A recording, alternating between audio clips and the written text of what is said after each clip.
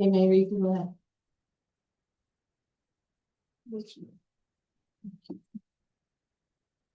Thank you, Sam.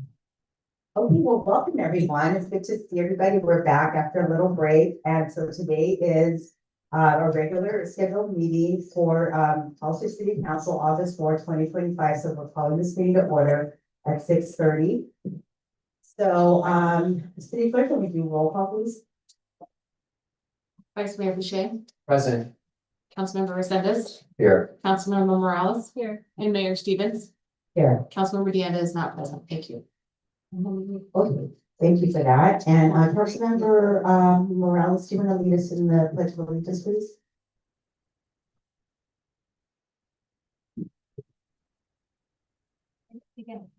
I pledge allegiance to the flag, the United States of America, and to the republic for which it stands, one nation under God, indivisible, with liberty and justice for all. Thank you for that. And we need to check with our city attorney. Do you have anything to report out from closed session from our last meeting, which was about 6 weeks ago? Nothing to report. Nothing to report. Okay, great. Thank you. Okay, so let's get started with our agenda. We have our regular agenda, but to begin, we have a super exciting way to start our agenda. These are my favorite things to do whenever we get an opportunity to recognize incredible things that our young people are doing in our city. It's a very, very special meeting. I'm super excited to recognize our Hollister trimmer girls. So all the girls that are seated here with the black shirts and the white stripes, maybe let's give them a round of applause. Just for being here. And I'm gonna tell you all why we are here to honor them today. So we're gonna present a special proclamation to these amazing young women. The Hollister Tremors 2011 Girls Hurricane Team. So it's my honor as mayor of this city to recognize this exceptional group of young athletes because of what they've been doing for the last couple of years. It's no small feat. So in the last 2 years, this team has showed extraordinary dedication, teamwork, and sportsmanship. They've had a record of 36 wins, lots of wins, very nice, 9 losses, and 11 ties. They brought pride to our city again and again. They won top division titles in both the fall 2023 Thriller and the spring 2024 Central Valley Cup. Reached the semifinals in major tournaments in Tahoe, Lake Tahoe, and Las Vegas, and were proud elite bracket champions at the California, defeating the number 7 and the number 1 ranked teams in North Cal. And my understanding, those are super competitive and prestigious tournaments. So congratulations on those incredible accomplishments. And now they've made history by becoming the first team in the Tremors Club history to be accepted into the National Premier League. So this is a first for both boys and girls teams. So congratulations, this is an incredible accomplishment. So on behalf of the City Council and the people of Hollister, I am proud to present this official proclamation to all of your team members, and I'm going to show it to you in a little bit. And I especially want to recognize the head coach, Coach Armando Gonzalez, and his coaches, Coach Tim Chiala and and William Seja. Thank you for all the hard work and for bringing these girls up to speed. What I understand is when this club first started, they were not at this level, and it took a lot of hard work and dedication from the coaches and also from their families, their parents especially. So thank you for your leadership and commitment to this team, and congratulations to all of you. Are an inspiration to all of us, and we are super proud of you. So I am going to present this proclamation that summarizes on the proclamation what I just read in more official city language, but it's basically a proclamation, and this just recognizes officially on today's City Council meeting the incredible accomplishments that you have done. So as I am, when you saw me walking in, I'm hobbling around a little bit. I have a little injury on my leg. Girls are going to have to get used to that. If you're athletes, that will happen too, but it also happens to you a lot as you get older. So that's what's happening to me here. But I'm going to ask for 2 people to come and help me. So Sky and Addie, can you come and help me as I hobble down to take down this proclamation. And then I'm gonna ask the whole team, the coaches, if you wanna come up here, really quick. And then my understanding is that there's two young women that wanna speak, so Sky and Addie, just wait for me over there, okay, girls? And then if the two girls wanna go ahead and do that, speak really quick, and then the team, if you could come up here as your team captains, I think they are gonna speak, so we have all the team come up here. Actually, I'm gonna walk down, so then I'll stand here with you. And the two girls that are gonna speak, they're gonna just talk a little bit about their team. Just come on over here, or just line up over here and face the audience and thank you.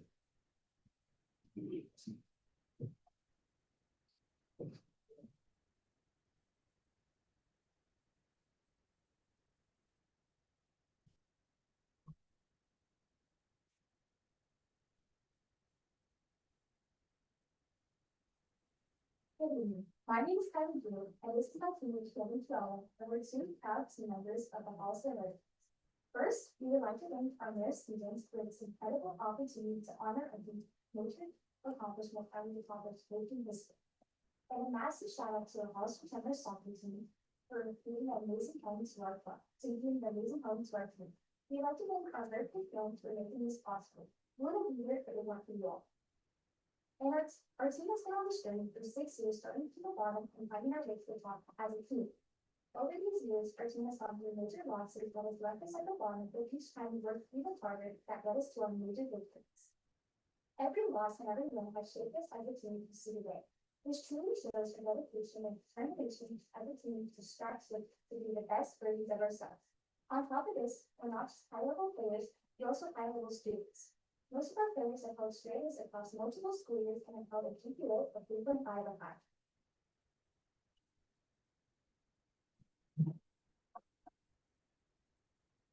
Thank you, Kylie, our incoming freshman ASU president for Hollister High.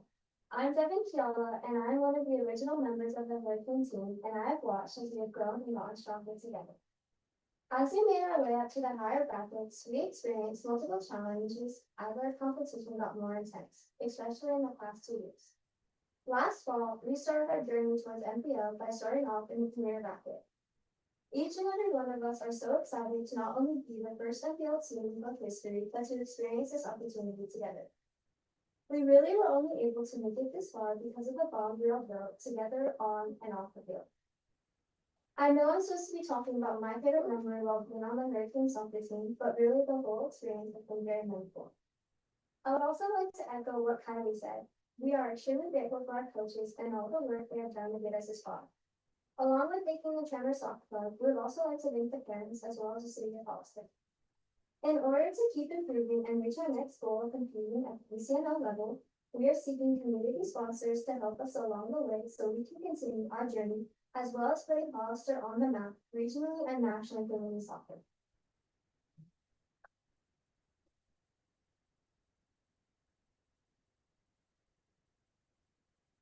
Thank you.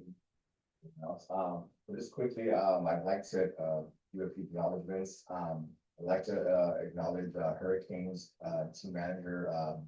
She makes everything run. She signs us up for every tournament. She signs us up for games, fields, finds hotels that we're staying at, the whole shebang. Not only for one team, but for the last couple teams, two teams. And her daughter only plays on one. So a huge shout out to Melissa Drew. Next, I'd like to thank Ms. Guevara. She helps out with a lot of the other stuff too, with looking up hotels and planning food lunches for tournaments, taking pictures of that game. So thank you, Melissa.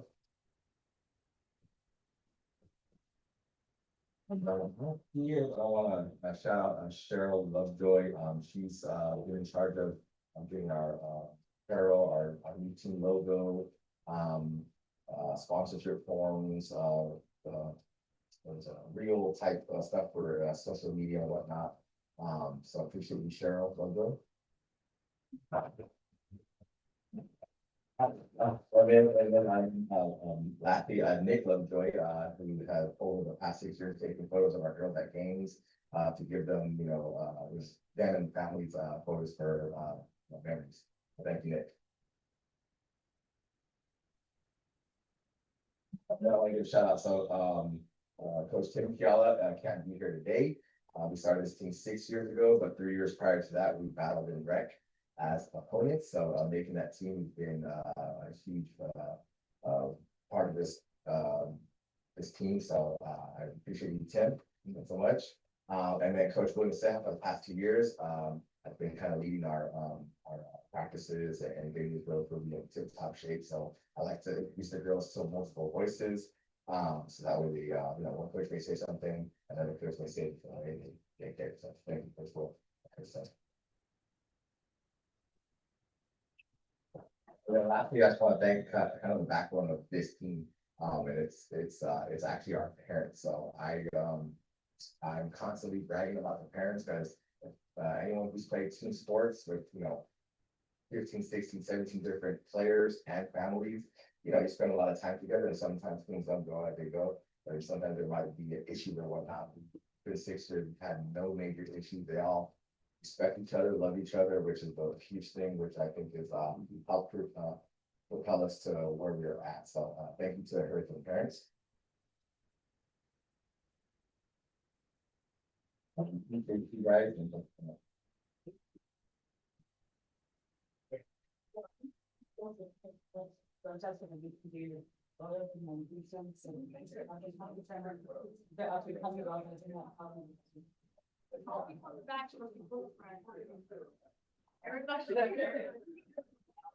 Okay. All right, ladies, before we do that, can I get our shirt that we're gonna give to the mayor, please? So right here is Bella Guzman. Where'd Lexi go? And then Alexia Sal, these are two of our captains. We have the shirt, so that's our team logo, and on the other side is our club logo. All the girls signed it with their names and coaches and the team managers, so we appreciate you. Thank you, girls. I love it. Thank Last you. but not least, their love to it. We have the black. Thank you. All right, thank you. So I'm gonna present this certificate to them to.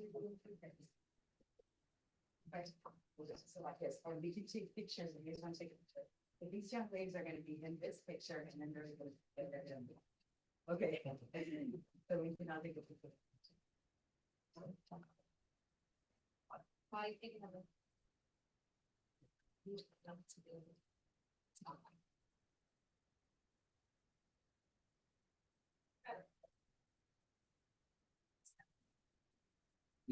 One back.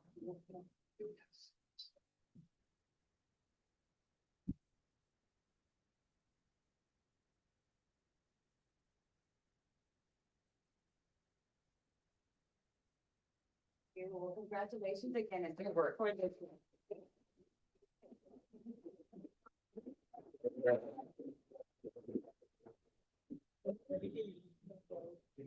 Keep it up. Yeah, keep it up. I'm going. Okay, okay.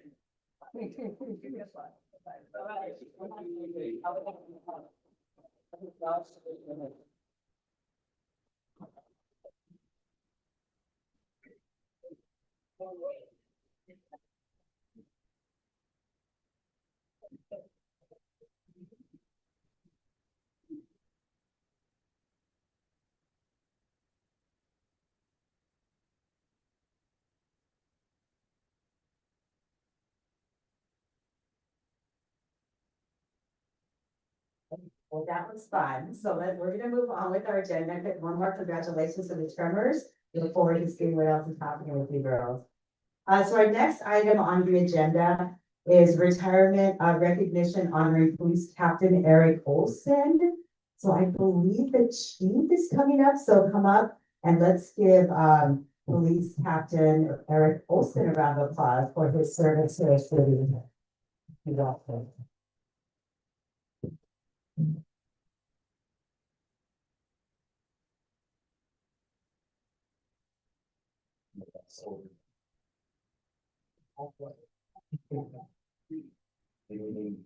Members of the city council. Thank you all for the opportunity to publicly honor and celebrate the retirement of a remarkable man, Captain Eric Olson. And police radio, our code, our 10 code, when we broadcast that, we're telling things that we're on duty. That's what that means. And coincidentally, Captain Olson began his journey with the Hollis Police Department on October 8, 2001. And I think it was a early indicator of his commitment to our community, always being on duty. From the beginning, Eric demonstrated what it means to be committed, not just to the job, but to a calling.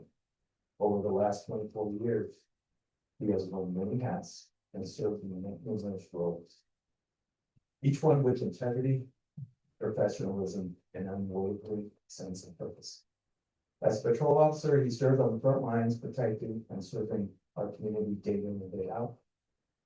He later became a unit task force agent, working undercover in some of the most complex and dangerous narcotics investigations in our region. He played a crucial role in keeping our streets safer, even putting himself in harm's way, so others wouldn't have. Eric also took the time to shape the future of the department by becoming a field training officer, helping mold and train the next generation of officers. His mentorship has left a lasting impact on so many of the men and women who were ever seen on the field. One of Captain Olson's most significant and lasting contributions came through his work as in traffic safety. As an officer, before he became a sergeant, as an officer, he pursued and secured an Office of Traffic Safety grant for our department. Every year he did that and got 14 consecutive years of grants from OTS, which accumulated to hundreds of thousands of dollars in University of New York City. Along with the grants, he also received multiple state awards and recognition for our public safety or traffic safety initiatives. This is no small feat. It's a legacy of innovation, foresight, and dedication that will continue to benefit our department and our community long after today. As he moved up the ranks from sergeant to lieutenant to captain, Eric continued to lead by example. He served as a range master, ensuring our officers were trained and prepared.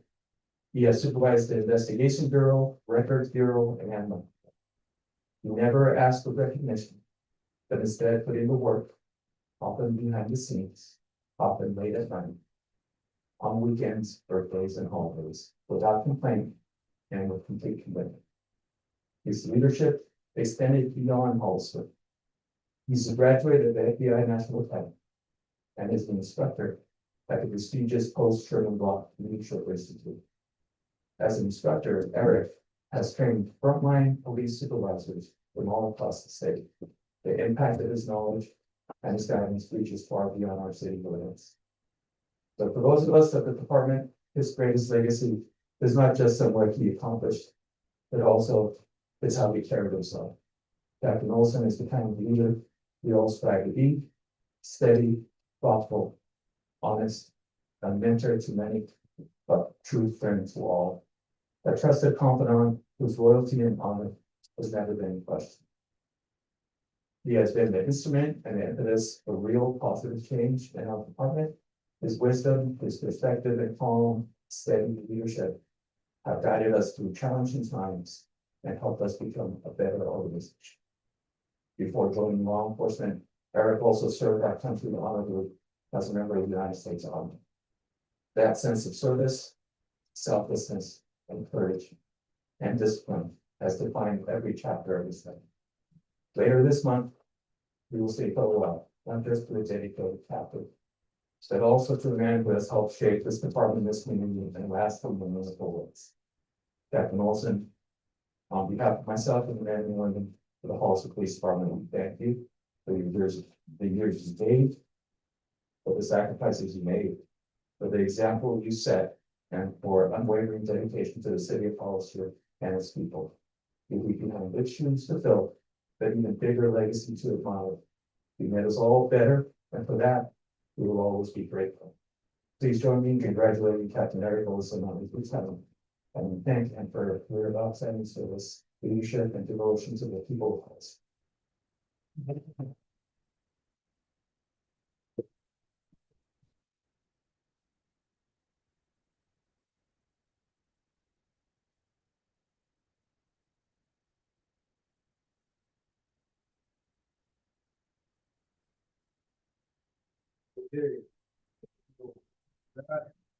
Those of you who know me know how difficult it is for me to stand up here and listen to people talk about.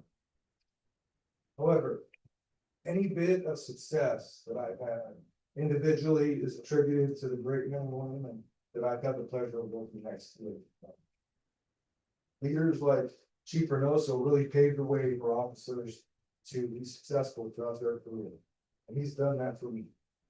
I have worked for Chief Reynoso back when he was a sergeant, up through captain, and now as the chief. And I can't ask for a better friend, mentor, and chief. So thank you for this, for the city council for acknowledging this, and I appreciate it. Thank you.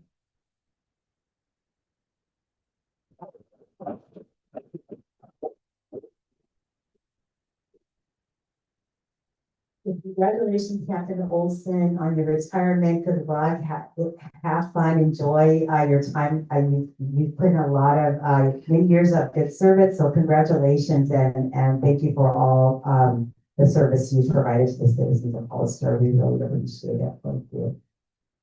So our next person we want to honor another oh wait, do we have two or this one? Okay, so I think we had one other retiree we were gonna honor, okay, so next one is a presentation on Central Coast Community Energy, or better known as 3CE Annual Update. Thank you. Thank you, Mayor Stevens and council members. Thank you again for the opportunity to provide an update on behalf of Central Coast Community Energy. My name is Sophia Schwartzky, and I serve as the Community Relations Manager for the Northern Region of Central Coast Community Energy's service area. And like the mayor said, we are better known as 3CE. I'm here to share highlights about 3CE's recent activities, programs, and ongoing efforts to support your community. And before I begin, I do want to take a moment to thank Councilmember Resendez and City Manager Miriam for serving on 3CE's policy and operations board. We truly appreciate your leadership and contributions.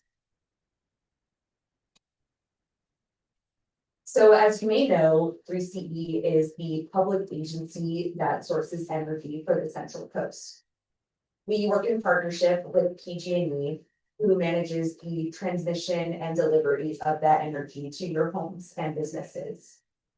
3CE serves 30 cities and the counties of Santa Cruz, Monterey, San Benito, San Luis Obispo, and Santa Barbara. Today, 3CE provides clean and renewable energy to 1.2 million people, which is about 94% of eligible customers.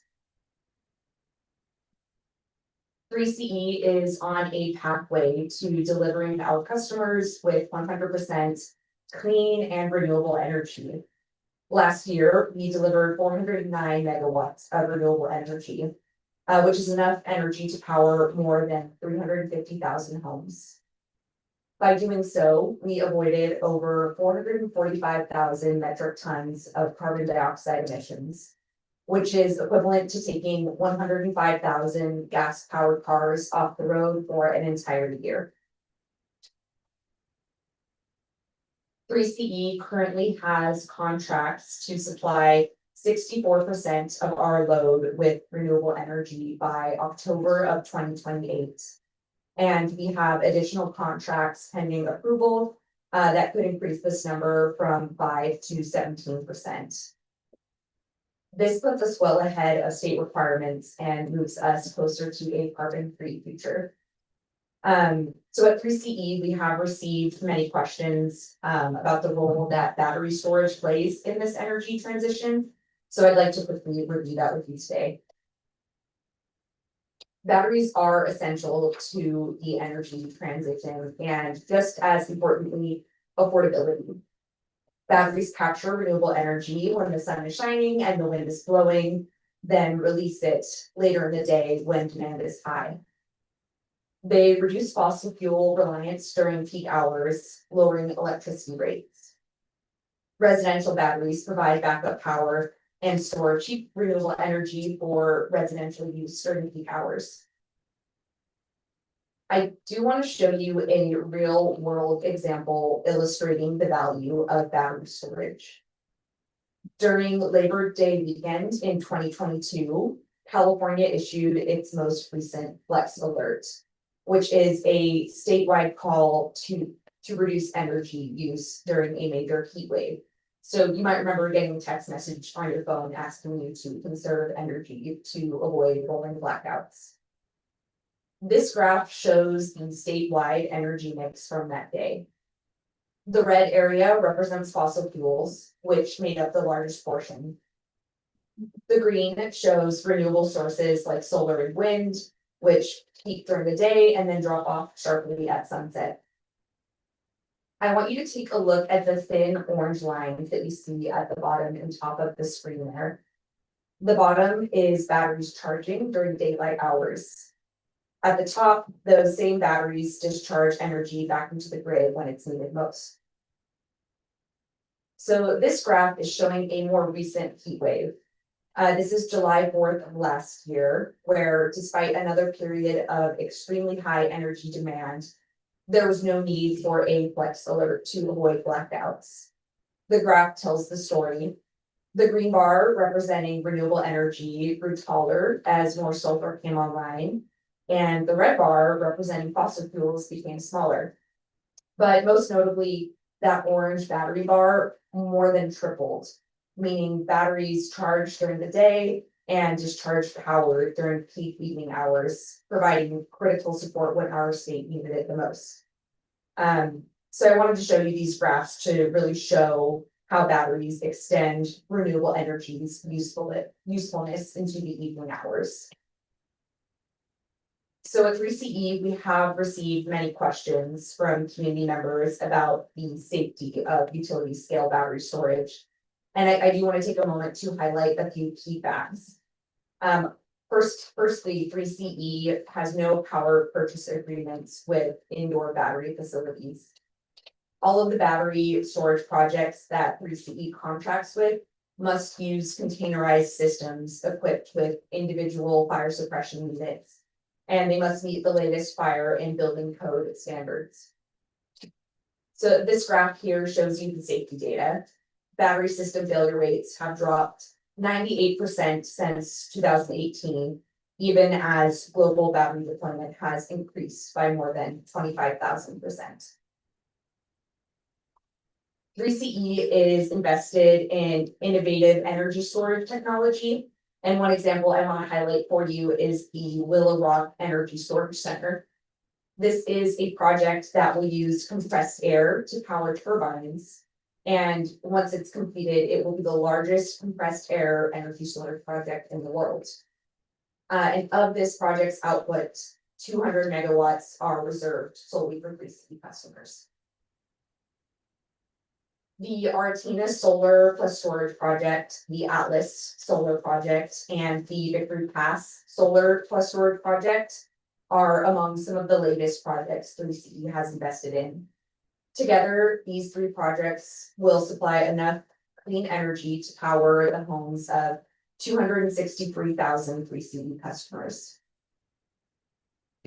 The other piece of 3CE's mission that I wanted to speak with you about this evening is connecting with the communities that we serve. Our outreach team is active across our service area. We sponsor local events, we host webinars, and we lead workshops to raise awareness on and inform our energy programs. To better meet the needs of our diverse communities, 3CE has hired additional bilingual staff. We've increased the number of translated materials we have, and we have developed an action plan that focused on serving underserved communities. We've also strengthened our partnerships with community-based organizations, and our customer service hotline now offers support in more than 150 languages.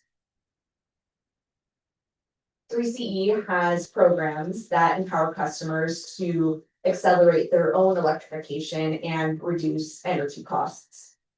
Our flagship program is the Electrify Your Ride program, which offers up to $4,000 towards the purchase of an electric vehicle.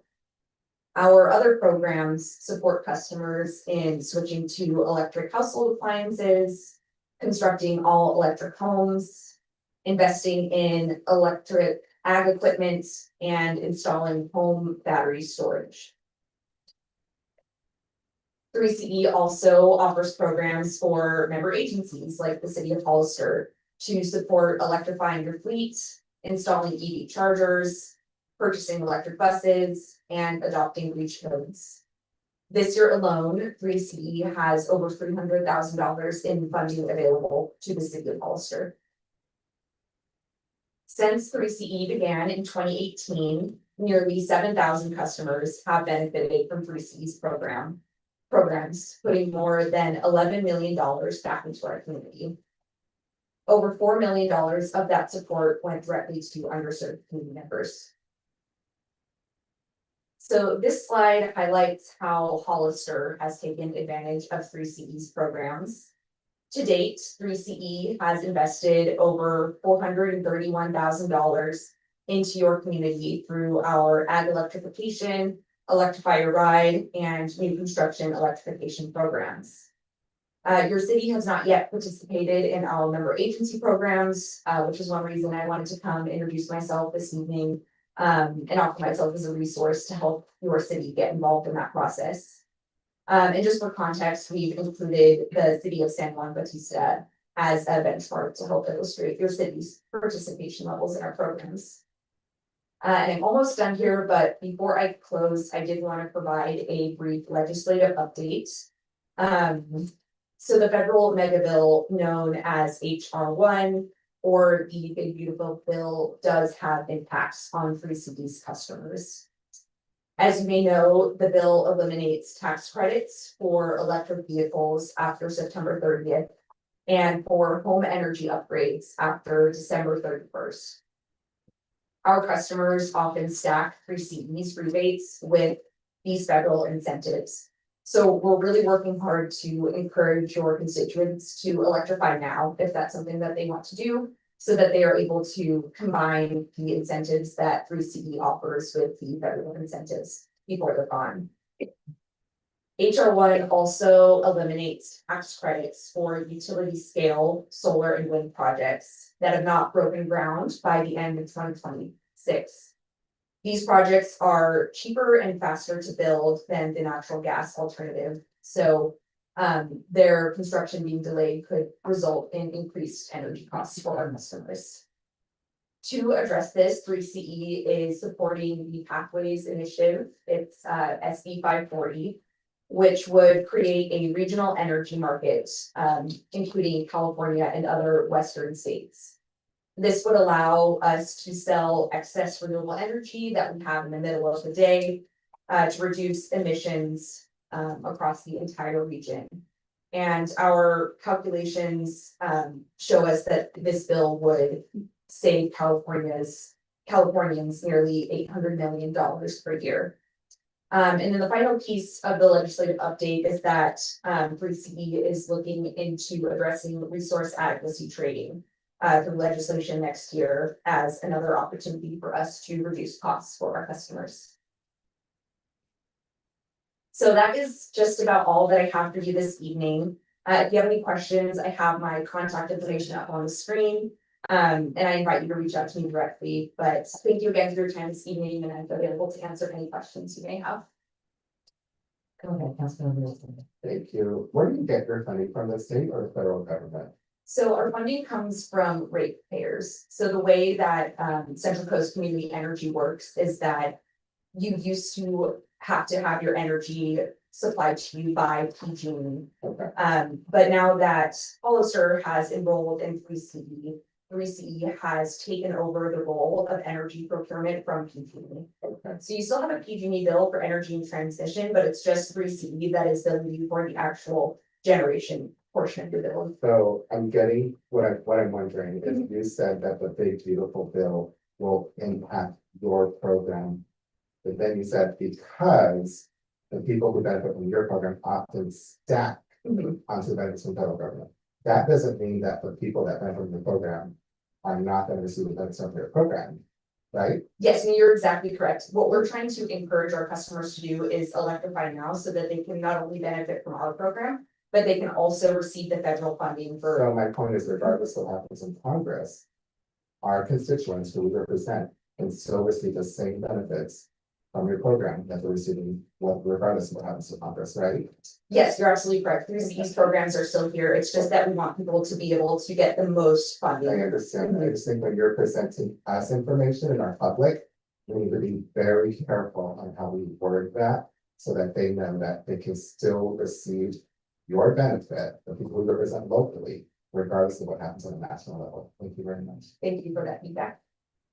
Yeah, thank you. Any other questions on this? Go ahead, Councilor Lewis. So much. I've always appreciated, these presentations. I get a lot of, residents that are confused about, if they wanna go solar, like who they should go to get a lot of, I guess, sales calls. So you guys, does 3CE have recommendations or have they been vetted by someone? So 3CE, what we have is a residential battery storage program. So I can leave some business cards with the clerk, and anybody who has questions is welcome to reach out to me. And I can get them in touch with our program staff to help walk them through that process. So we don't have incentives for solar panels, but what the residential battery storage program does is it allows you to store that energy that your solar panels produce in the middle of the day. It's cheap, it's clean, and then you can use it later on in the evening during peak times from 4 to 9, for example, and save money on your energy bill that way. So I'll definitely get in touch with you, share more information on that program. Thank you for that great presentation. We appreciate it. Thanks for all the information. Lots of really good information there. Thank you. Thank you for your time. Thank you. Okay, so we're gonna move on to our public input section of the agenda. So this is the time for anybody that wants to speak on an item that's not on the agenda. This is the time to do it. You can just fill out a speaker card that are available in the lobby, bring it up to our city clerk up here. And then she will call your name, or she will call your name and then you come to the podium, state your name, your city for the records, and then state to the council. And if you're on Zoom, click on the bottom of your screen to raise your hand. If you're on using your phone for Zoom, then press *9. Each speaker will be limited to 3 minutes, and then for a total of 30 minutes for subject matter. So please know that the state law prohibits any of the city council from discussing and taking action on any item that is not on the agenda. So speaker, do you have any speaker cards for this section? Yes, we have one speaker, Todd Dubois. Evening, If you think so. soy Guatemala. That's what my Tino friends call me. I'm here tonight to talk about economic development. I sat next to the mayor in the town hall and all of you have been talking about economic development. And project that I've been trying to bring forward has massive economic development benefits. I've just kind of touched on those. Not getting a lot of warm hugs at the scene. So this project's right in downtown. And the annual revenues for the project would be about 10 million a year. And with the economic development multiplier, write that down, economic development multiplier, that's a $30 million annual economic boost to one-ton housing. So like 100 times of the value. So I think if economic development is important, we should talk about this a little bit. Just since you don't know me really, I don't know you guys really. I retired when I was 36. Not because I made a lot of money, because I made other people dump truck loads of money. So I'm here tonight to tell you this project will make the city dump truck loads. And if you're not interested, we'll say, I'll wait 2 years and then probably, I don't know. But it's really not a lot of downside, it's huge economic upside. Again, the projections I've emailed to Not done by me, these are not my numbers. Those were numbers done by a woman, a licensed operator in Ojai. She runs a couple of facilities, and she goes after a formula for that. Shows a $10 million annual. Again, economic development multiplier, a $30 million economic every year. So. Let's walk the talk, and let's do some economic development, and help. And I would much rather partner with you guys than do it the hard way. Obviously. Thank you, Mr. LeBlanc. So, any other speaker thoughts on this section? There are no other speakers. Okay, thank you. So let's move on to the consent agenda. Do any members of the council have any brief questions or comments on the consent item? Council Member Morales, sorry, go ahead. There was additional information sent out about 7.2. Just want to make sure everybody saw it. Otherwise,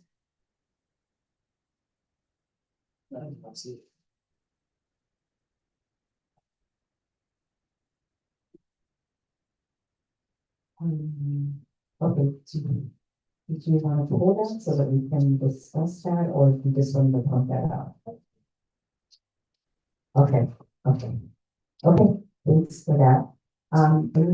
Any other questions or comments on any of the consent items? Well, I have 2 appointments. I didn't see that last piece of information. I didn't. By email, what was it? That was a place submitted. Okay. So that's 2 things. Okay. Just recently. Yes, so, not the question today, answer the questions now. Say, I would be happy to, why don't we pull this item? let's more, yeah. Mayor, and then I can, review what it was I said, because that's just factual information, it's not to my privilege. Okay. And then we can go. Okay. So other than 7.2, do any other items? Item 7. Most of them. Okay. So clerk, are there any public comments on consent items? There are no public comments for any consent counts, right? Okay. So can I then move to get a motion on those items on the consent agenda except 7.2? There's 2, there's only 2 that. And so all in favor? Aye. Aye. Okay, so consent items pass except for 7.2, so we pull that, so can hear 7.2. Yes, and then I think Mr. Rodriguez also has a comment on 7.2, after, when we open it back up. So, there was an inquiry regarding the appointment of Mr. Rodriguez to the planning commission, since he's also a LAFCO commissioner. Any conflict is for the appointed individual to manage, and, government code section 1099 is pretty clear on, when conflict could potentially exist. We can't advise him individually, but he could seek an opinion from the Attorney General on this. The FPPC does not give advice on incompatible offices, only the Attorney General does.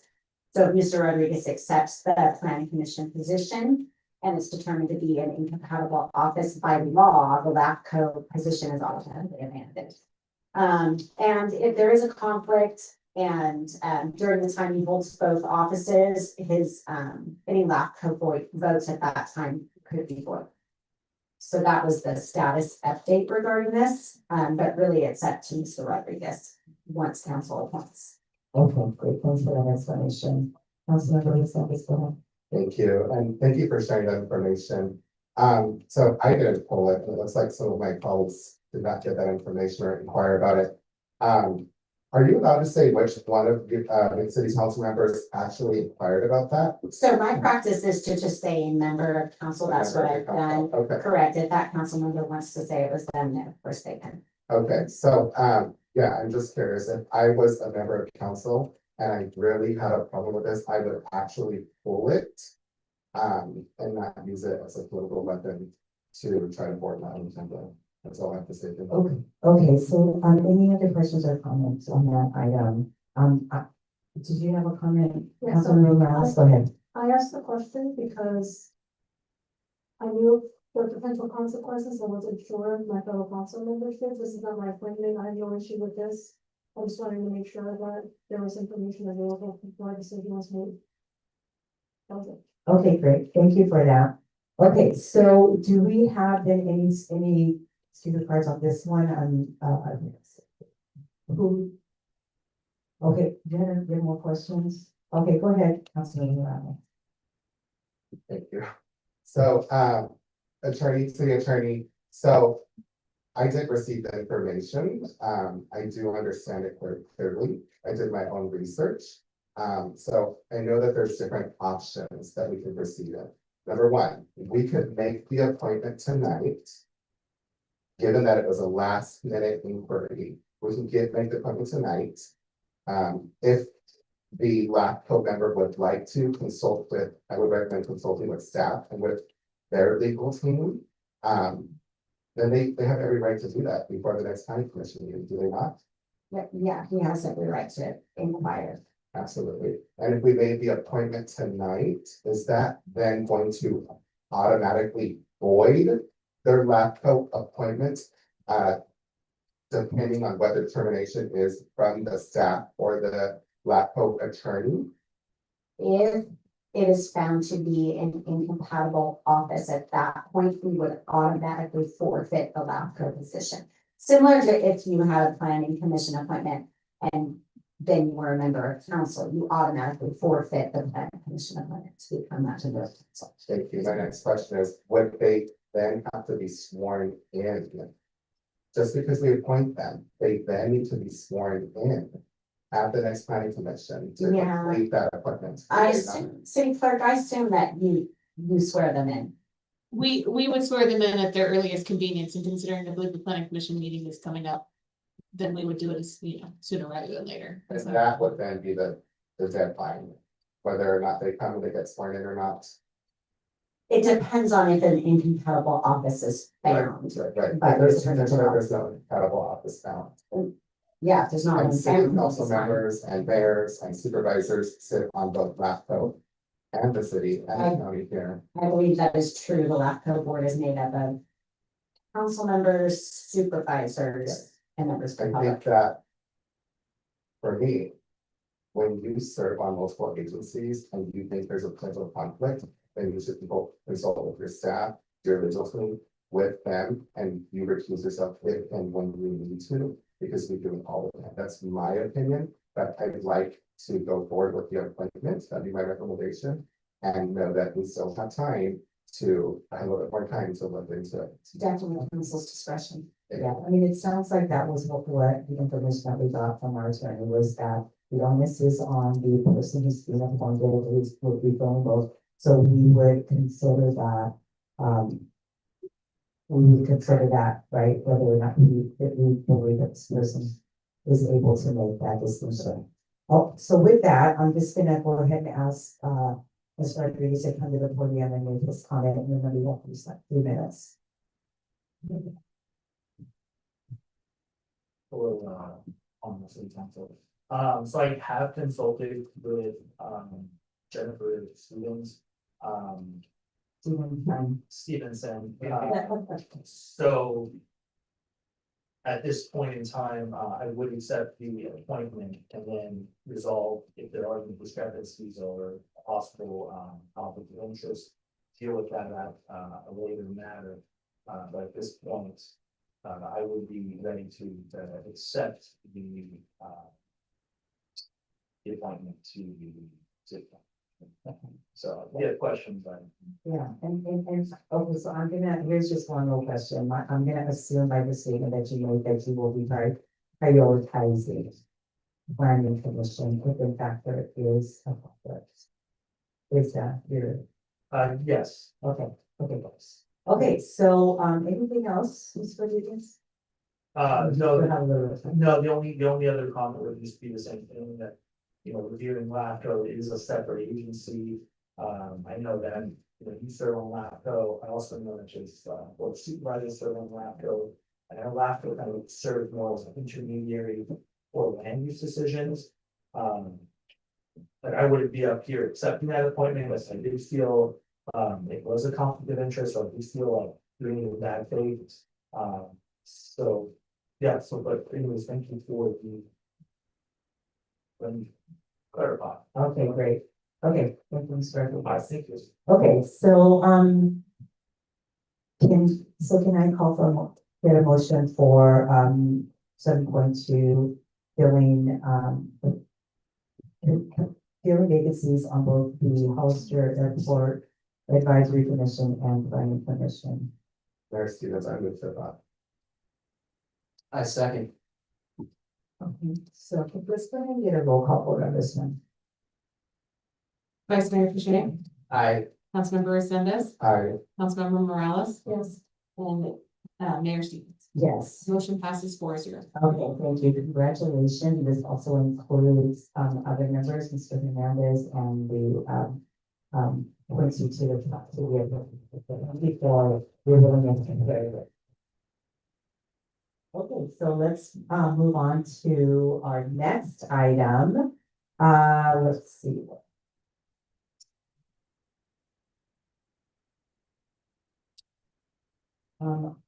Public hearing 8.1, a resolution approving an update to development impact fees to reflect cumulative cost adjustments from 2022 through 2025 and acknowledging the city's intent to conduct a comprehensive fee study in accordance with AB 602. So let's get the staff report. Good evening, Mayor, council members.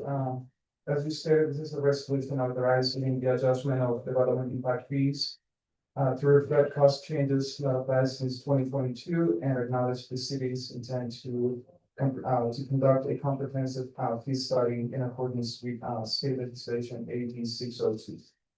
Just a little bit on the background, the city council adopted several resolutions in the past that establish updating development impact fees based on comprehensive nexus studies. As part of the resolutions that were adopted, city council authorized future adjustments to the fees using industry standard construction cost index or similar index. However, the annual adjustment were not applied from 2022 through 2025.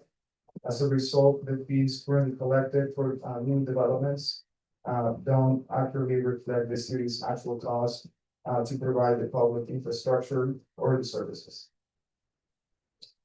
To address the missed annual adjustment and maintain legal compliance, staff recommends updating the current development impact fees based on the adjustments stated before using the industry standard construction cost index.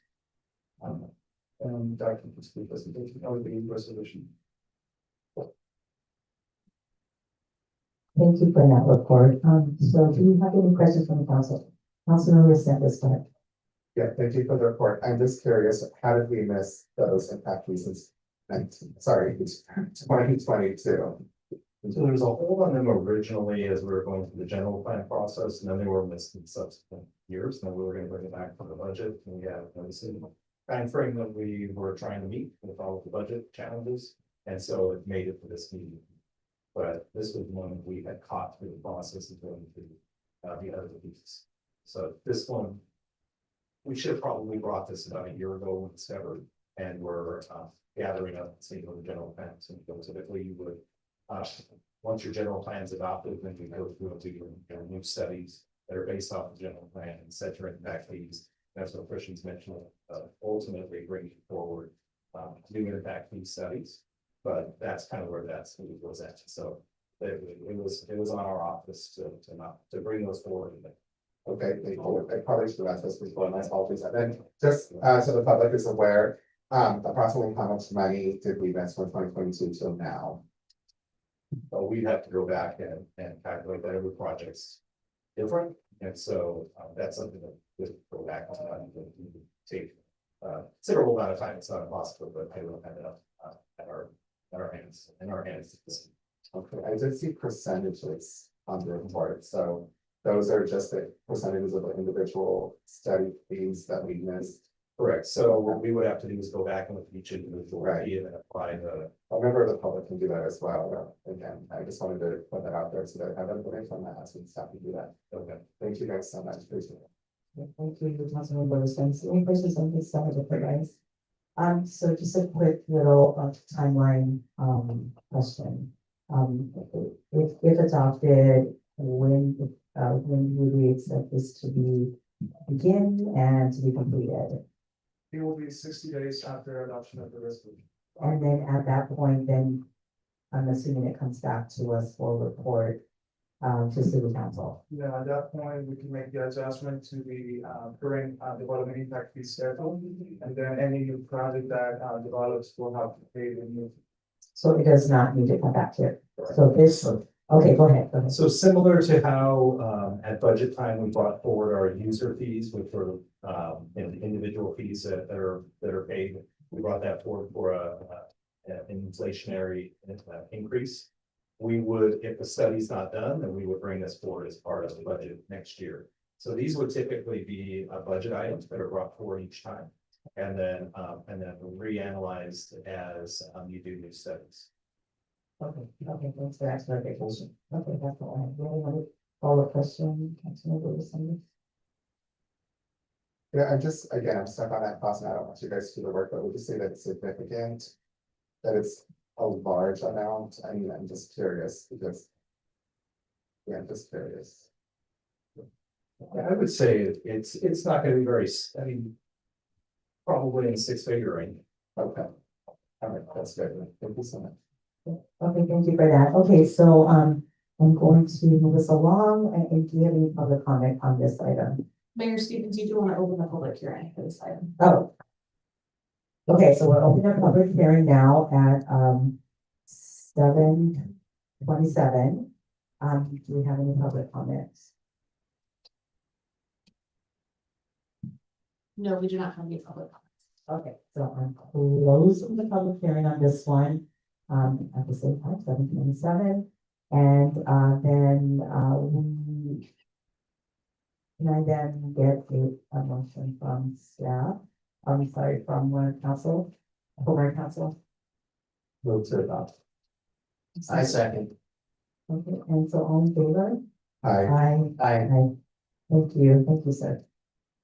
Okay, resolution passes. Okay, so let's move this along to item 8.2, a resolution adopting a temporary annexation policy during the 2040 general plan update. So can we have a staff report, please? That's for, that presentation's for the next item. This item, I don't have a presentation for you, is a relatively brief item. This item is a resolution and a public hearing to adopt that resolution for a temporary annexation policy. As the council is aware, we've been directed to update the 2040 general plan in accordance with the council's direction from April 21st of 2025. We had a public hearing discussing the general plan, that direction, and then we received a resolution was adopted by the council on June 2nd of this year to issue an amendment to our contract, and that work for the general plan update is underway. This policy would replace the motion that was made by the city council on November 6th of 2023.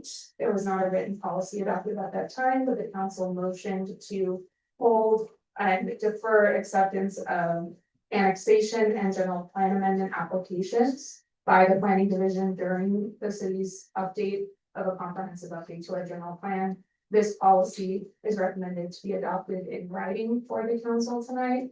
This policy will allow for the applications that have already been authorized and submitted and are underway that we discussed in April to continue. They will all be amended as directed by the council to follow the general plan's adoption. That was the direction on those projects, so they will have an update on the general plan. And then this policy will also allow for the Toro Petroleum gas station on McCray Street to be annexed. This is a part of an agreement that was made and signed by the city as part of the sale of adjacent right of way surplus center. To annex that island into the city. Staff has looked at that. It will not affect the general plan update because there's no development proposed. It's an existing gas station. It's a jurisdictional change. Staff can proceed ahead. And this policy will allow that to happen. Otherwise, no new applications would be allowed to be submitted under this policy until the general plan is adopted by the city. Okay, cool. Thank you for that report. That's enough for this point. Thank you. So this is a big topic for us, right? Where are we at with the general plan? Like, where are we at with it? Can you just tell the public where we're at in the process right now? Sure, so we've initiated the modeling and traffic modeling, we prepared the revised build out counts that are required, so we looked at the build out. Because we had to put the build out of the 2024 general plan into the 2023 land use map. As directed by the council, so that we can utilize the studies that were done to BAR to reduce costs and stay within the range. So we've authorized the build out after reviewing that, so modeling is under. All right, so we're moving forward, full steam ahead. The reason I say this is a huge topic for us is because the constituents raised signatures because they weren't happy with the other general plan, and they're expecting, because they raised signatures, for us to complete the general plan. So do we have, and what we said back then was we were concerned about time, money, and I forget the last thing, maybe one of you guys can help me out with that. But it was the time and the money. So let's look at the timing. Do we have any idea of how soon we're going to have this come back to us, so we can make a final adoption of it? So the timeline that was adopted and proposed in scope of work that was read at the council is a 9-month timeframe, and again, that was authorized on June 2nd. We executed that contract in the All right, well, so I'm gonna say we are about, gosh, we're gonna have coming out, it's probably 7 months away from that deadline. If we were to make any changes that would impact the general plan, it would essentially reset this process, correct? I would not say it wouldn't without looking at what changes you're proposing. So yes, All right. All right, so again, for me, that's what I'm mostly concerned about. And then lastly, when we get to the finish line of that general plan, we can always make amendments to rezone. Let's say somebody wants to put a commercial business over something that's currently zoned as residential. We can always make an amendment to do that, and then we can identify to housing density needs another zone, another area to zone for residential for that. Can we not? yes, that's absolutely correct. And that's what's being proposed on these individual applications. You know, that's why they have that process, is they can apply to say, I'd like to change the general plan related to my property.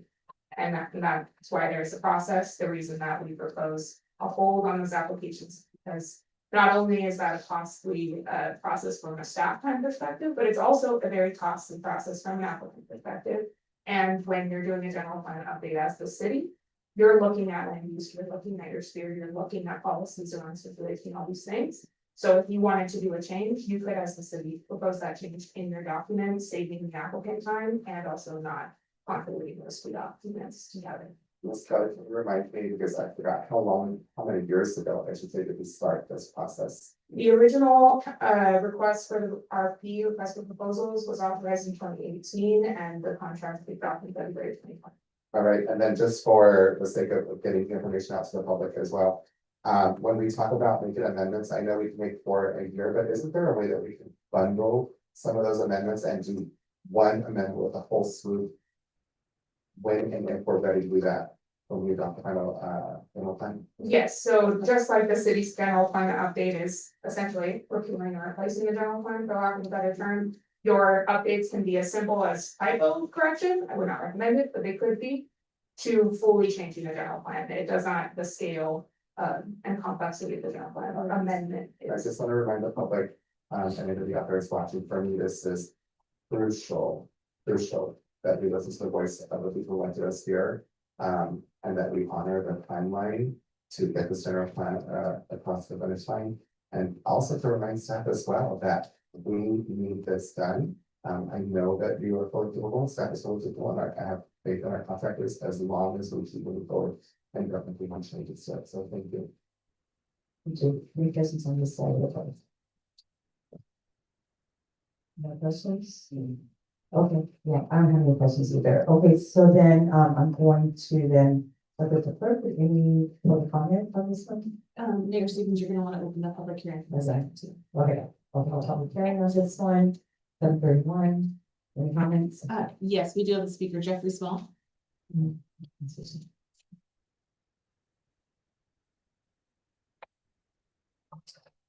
Well, thank you very much. It's a pleasure to be here. Jeffrey Small, Capital PFG. I'm the district's registered municipal advisor. That's the San Diego High School District. We do have a few comments that we'd like to review with you tonight. First and most importantly, we're here because the temporary annexation policy will hinder and needlessly delay the district's construction of a second high school. The district disagrees with the city's plans to halt all review and approval of applications related to rezoning and general plan amendments until after the city's adoption and implementation of the 2040 general plan. By way of background, on July 1, 2025, the district sent the city a formal request to do two things. First, include the district's 3 parcels in the city's sphere of influence. And second, bring forward an application to LAFCO to annex the district's parcels and provide water and sewer services to the sites. In the letter, we discussed the importance of both the city and the district of a new high school, expressing the collaborative measures the city and the district have taken towards that goal in the past and how we hope to continue to collaborate in the future. The district has yet to receive a formal response from the city. At this time, the district has no choice but to file a pre-zoning application. However, the temporary annexation policy would render our efforts futile and needlessly delay for an indeterminate amount of time the approval and ultimately the construction of a new school for the city's high school students. Our ask: the district requests the city create an exception to the district's application for its 2 parcels. We refer to them as the Pura Vida parcel and the Borelli Felice parcel.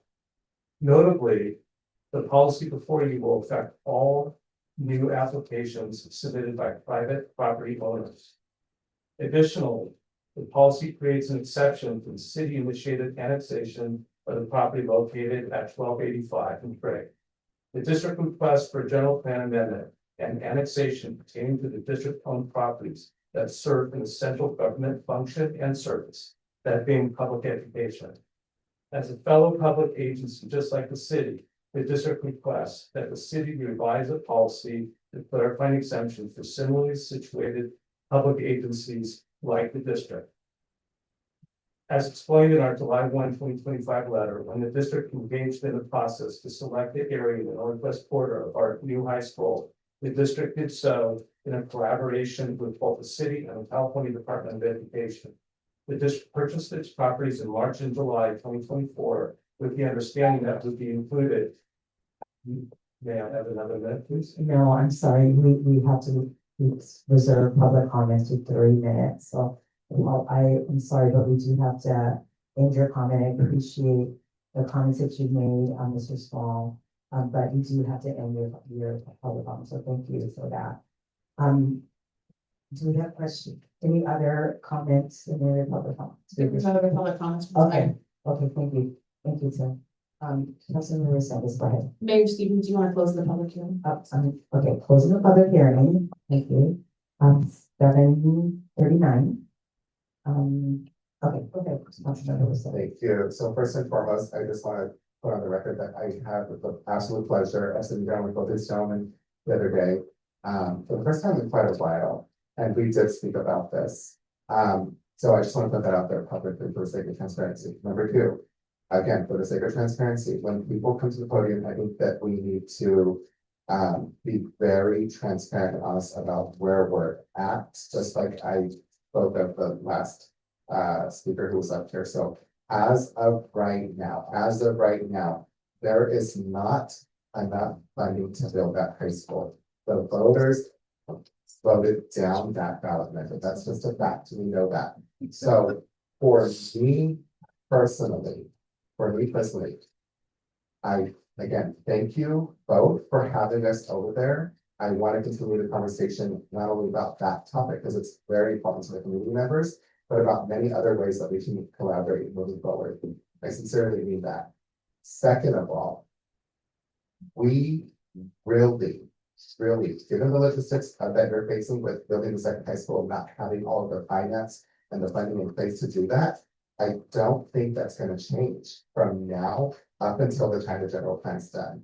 And it really is not fair for us to tell one public or private agency or anybody else that we are going to honor a commitment to you and to set back the progress that we made, that we're being held accountable by the voters. So for me personally, I cannot support pausing our general plan at this moment to make any alterations or exceptions to the general plan.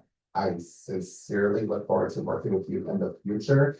I want to work with everybody, and I think I said that when they came out here, all the applicants, but we really need to honor the commitment that the people of Hollister are asking us to do, to move forward with the timeline of the general plan so that we can get this approved and then make amendments at that time. Again, thank you both. Something to say, Vice Mayor Bishop, I think. Yeah, so, council member sent us was searching for, I think, the third component was time, money, when it comes to the general plan, and the third component, if memory serves, was that we literally had heard from the community as to what they wanted. Right, they had already told us that they wanted to slow things down, get some infrastructure, and yet the general plan moved forward in a way that didn't, and it's multiple thousand, 2,000 or so acres around Plan Vista and other just areas, Fairview and other areas around town.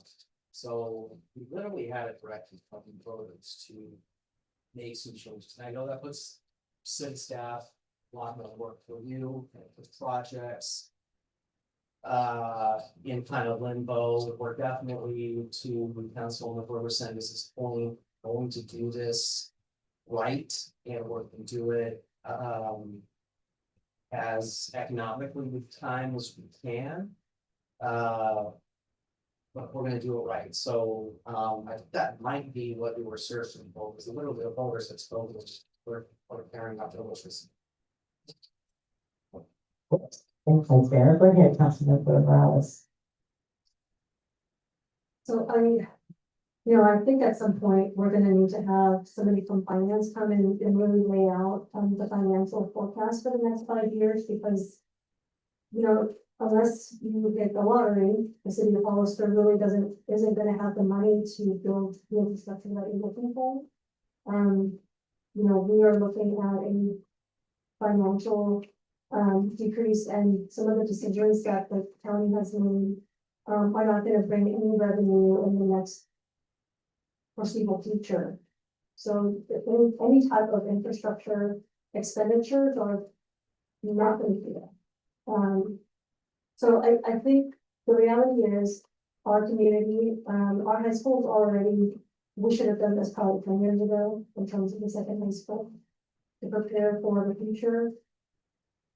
If there is another bond measure, we don't know how the residents are going to vote. We know that the need is greater, and we know that with time, the need is only going to be greater. And the more we wait, the worse off we are, because we should have done this 10 years ago. We didn't, so here we are. So if you're looking for time money, the other thing with our infrastructure, if you don't have money, you're not gonna do anything for a long time, because everything takes time and money. And I think as you're going to see soon, the state and the federal government is gonna provide less funding for the infrastructure projects that historically have been made. So I think if we don't do this, we're only causing this harm that people don't understand.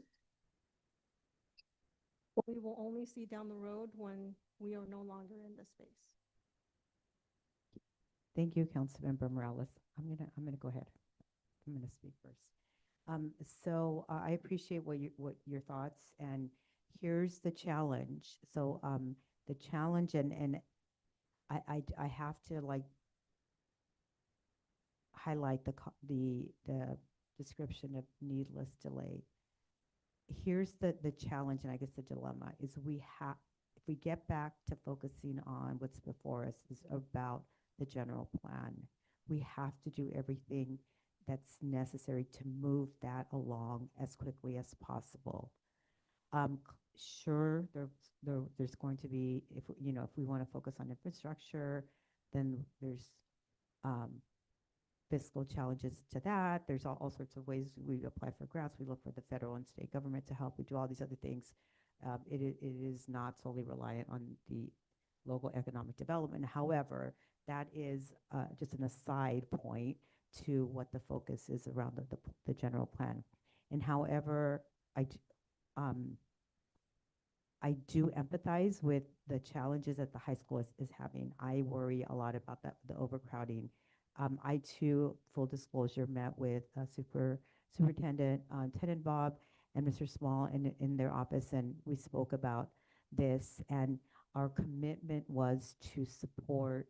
The commitment that I made was to be able to support whatever was needed for the high school to expand once the general plan was complete, and our commitment was to get the general plan done as soon as possible, because it creates they are not needless delays. They are very crucial delays, because there are other things that are waiting in the wings in order for us as a city, as an entire city, to be able to move forward without this general plan. So it is the delays that it could cause for us if we don't put forward this general plan will be significant to our city. So we have to move forward with that as quickly as possible.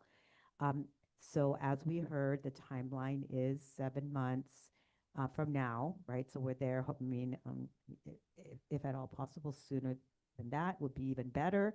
However, 7 months is the timeline, and that's our commitment. We want to get that done, and we are fully on board with supporting the high school in their efforts to expand as we move forward in that. And I would just encourage the high school to do any other things that they can do to move their project forward in preparation of that timeline.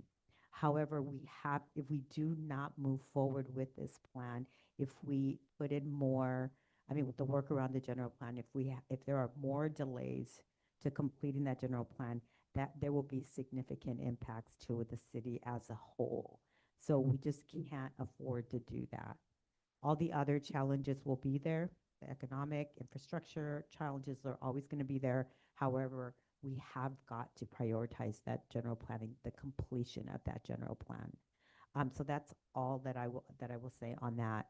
But I want to just ditto what Councilmember Resendez said to both Superintendent Tenenbaum, Mr. Small, that our commitment to collaborate is there, and our commitment is also to move forward with a general plan as soon as possible so that you can move forward with your project as well.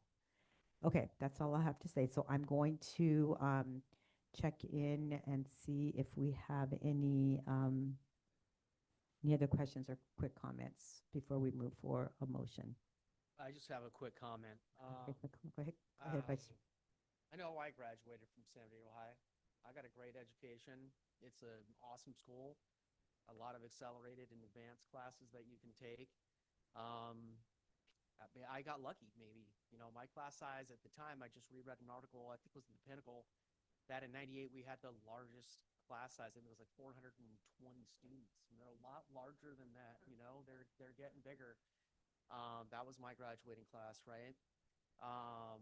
We're outgrowing. We spent some money. We went to the voters, and what was it, 2016, something like that. Andy Harden was full of gopher holes, and it lived its usable lifespan. We upgraded that high school, and we made some changes. Timing is really important, and we're getting through a really challenging time with the city. When it came to the budget, city staff has done awesome. Very proud of everything you have done so far. Thank you for all the work that you have been doing, and just layered with that with the general plan.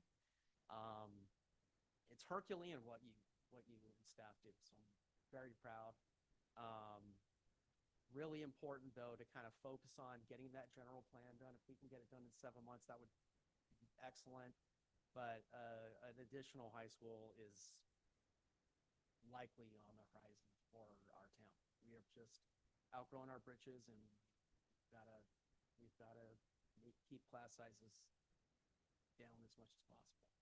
So I don't know what that looks like, but it definitely looks like it's likely on the horizon. Thank you. Thank you, That Vice was it. Mayor. Okay, with that, I'm gonna ask for a motion from City Council.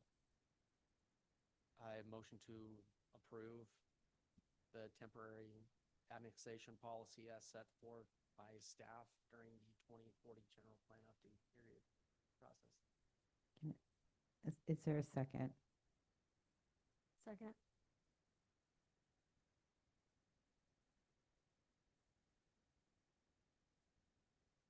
Can we get a roll call vote, please? Vice Mayor Pache, Aye. Councilmember Resendez, Aye.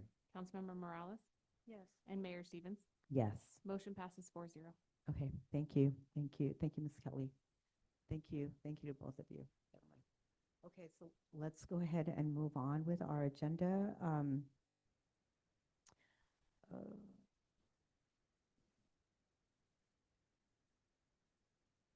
Okay, so we're going to move on to informational reports, committee assignment. Sir, did I miss one? Yeah, item? one more item, I'm so 8.3. sorry. It's still me. I am so sorry. I'm so sorry. Yeah, I flipped the page too quickly, so sorry. 8.3, ordinance amending Title 17 zoning, Chapter 17.10, industrial manufacturing zones to allow for specialized school in light industrial, parentheses MI, and industrial business park, IPB in parentheses zoning districts and related amendments for clarity. Go ahead, Ms. Kelly, with your report. Thank you. So much, Mayor. Yes, tonight is zoning ordinance amendment 2025-1. This is an amendment being brought forward to you by staff, and it's related to allowing vocational and trade schools in our industrial zoning districts.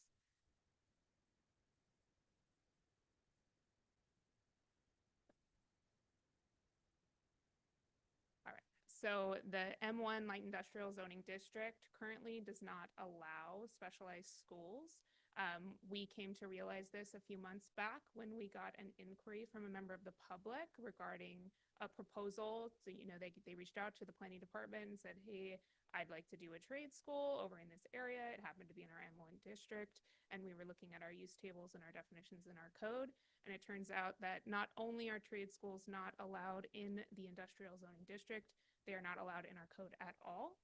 And so staff proposed, and we brought this forward to the Planning Commission. I have some information on that, but we proposed to bring forward an amendment, a relatively minor one, because we believe that vocational and trade schools, such as, constructions trades, electricians, repairs, HVAC type training, would not only be an appropriate use in our industrial and industrial business park zoning districts, but it would be a good use for the city overall and provide an opportunity for potential businesses and schools to come into the city and train career-minded folks. So these types of uses often need a larger buildings, high ceilings, big open floor plans that really make sense in the industrial area and meets both existing facilities that we have and also types of facilities that are allowed to be constructed on our vacant land in those areas.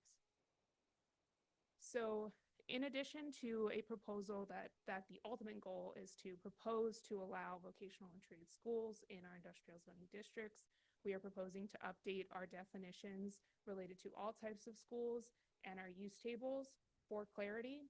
Currently, we don't have, we have definitions for some schools in our definition section of the zoning ordinance. And then you go to the use tables in our residential use table, our commercial and mixed use table, and our industrial use table, and it tells you a different use. So those tables say schools, public, private. Your definitions are schools, elementary, secondary, college, university, and specialized education and training, which we'll talk a little bit more about.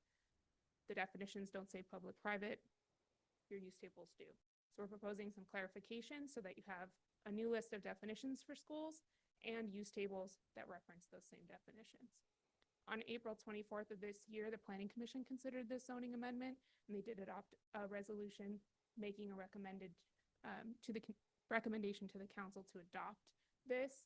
We are proposing a minor change to distinguish between minor and major specialized education and training schools. So what we define specialized education and training schools as currently is your kind of, I guess I should probably read this one first, but our specialized education and training is kind of your classroom setting, arts, beauty schools, financial classes, health classes, personal growth things, those types of classroom settings. These are currently allowed in your commercial and mixed use zoning districts. We're proposing to update this definition to distinguish a minor specialized education facility, which would allow no more than 15 participants and 2 instructors. And they have to meet our parking requirements, but we're proposing that instead of a conditional use permit, those minor facilities would be allowed by right. That would allow your kind of ceramics classes, art studios, those types of things to come into some of our existing commercial spaces without the use permit process. So that's a minor change we're proposing to make. Major ones, major specialized education and training would be 16 or more, greater than 2 instructors, or proposed in a location where they don't meet parking. We would propose they still require a conditional use permit. That way we can look at the use more specifically to the location where they're proposed. Our big vocational and trade definition that we're proposing for new definition to add to our zoning ordinance would be, it's up here as proposed, but a school providing specialized training related to a job or career, such as we mentioned, plumbing, electricians, welding, installation, manufacturing, cabinet making, those types of vocational schools. This is a new definition we're proposing to add. We are also, as I mentioned, proposing to clean up the definitions. So you currently have schools, elementary, schools secondary. We're proposing a slight modification to each of these just to clarify. Schools primary, that would be your TK through 6th grade. Schools secondary would kind of transition 6th grade, but 6th to 12th. So your middle and high schoolers. And these uses, we are just proposing to essentially change the names of the definitions and make them match our use tables. This is a summary of the whole ordinance use tables as proposed. Your columns on the left, or your rows, excuse me, are the 6 different categories of definitions we're proposing. So you have colleges and universities, primary schools, which again is K through 6th, secondary schools, 7th through 12th or 6th through 12th, our specialized education and training minor that we just talked about, our specialized education and training major, which is the 16 or more, and then vocational and trade, the new one. So in the first column, we're proposing to keep the current uses, which would be primary schools and secondary schools. They're currently allowed with a conditional use permit. Proposing the same thing. Our new vocational trade school, we are not proposing to permit them in our residential zoning districts, so those will be added to the table as not permitted. In the commercial zone, we are again not proposing to allow vocational and trade. Schools, both colleges and universities, as well as primary and secondary schools, are already permitted with a conditional use permit. No change there. And then specialized education and training minor, again, we talked about staff's proposing and the commission is recommending that be permitted by right. And then a major with a conditional use permit. So in your commercial and mixed use zones. And then in industrial, currently primary and secondary schools are allowed with a conditional use permit. Specialized education and training, both major and minor as proposed to be defined, are not allowed in our M1, which is your light industrial zoning district. They are currently allowed with a conditional use permit in industrial business park. We're not proposing a change there, so keeping CUP. And you can't see it underneath the Zoom information, but this is where your CUP for vocational and trade is proposed. So allowing in both industrial business park and light industrial, these trade schools. This is a zoning amendment. It is categorically exempt from CEQA. It's not proposing any environmental change, and any future projects would be individually subject to environmental review. And in conclusion, our proposed amendments to the zoning ordinance will allow for vocational and trade schools in our industrial zoning districts, which will provide a place for schools of this type to operate within the city as they currently aren't allowed, and it'll offer job training opportunities for residents. And the proposed amendments to definitions and use tables provide that clarification that's needed. So we have consistent definitions and uses in our use tables across the code related to schools. With that, I'm recommending the council hold a public hearing and introduce an ordinance making this change. I do have one thing that I noticed in the ordinance. So if it is the council's pleasure tonight to introduce this ordinance and schedule a second hearing, in section 1 of the very first section for 1702.020, deleting text from our definitions, we should also be proposing to delete the current definition of schools, specialized education and training, and then add our new definition. So the ordinance currently reads to add our new definition, but it doesn't propose to delete the old one. So I would recommend that minor change to the ordinance as currently drafted for the second reading. With that, I believe. Okay, thank you for that. Do we need to do that to be able to make that minor change, to do like hold us another hearing? I mean. No, you can make a motion to approve with the recommended revision. Okay, okay, good, okay. We So, would include the revision, if passed tonight, Mhm. the revision would be in your packet at the next meeting in the consent. Okay. adoption With the change. okay, okay, questions from the council? Go ahead, Councilmember Resendez. Thank you. So typically when somebody's inquiring about something, there probably is interest there for them to bring a school here. I'm just curious if you could disclose that. Who is it that's inquiring, or are they thinking about bringing a school here? I will be completely honest with you. I don't remember. It was quite a while ago, and I think it might have even been when I was out on vacation. But this has been in the works for, I don't know, 6 or 7 months. It was just an inquiry we got to the planning email, and we just looked into the code, and the answer that we gave them was, unfortunately, no, that's not permitted.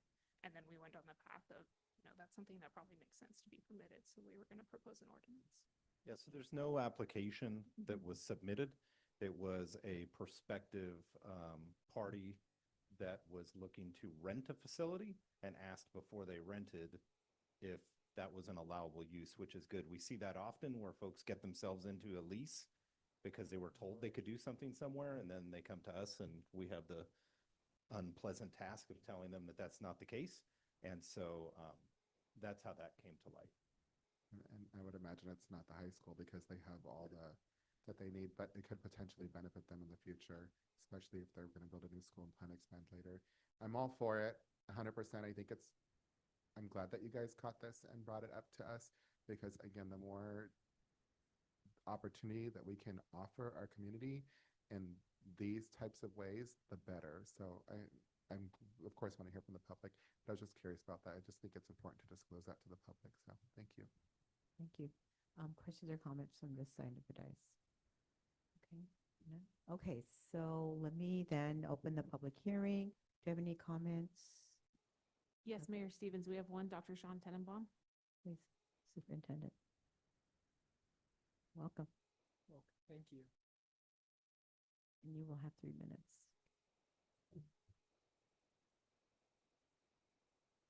Well, good evening, Mayor and City Council, City Manager and staff.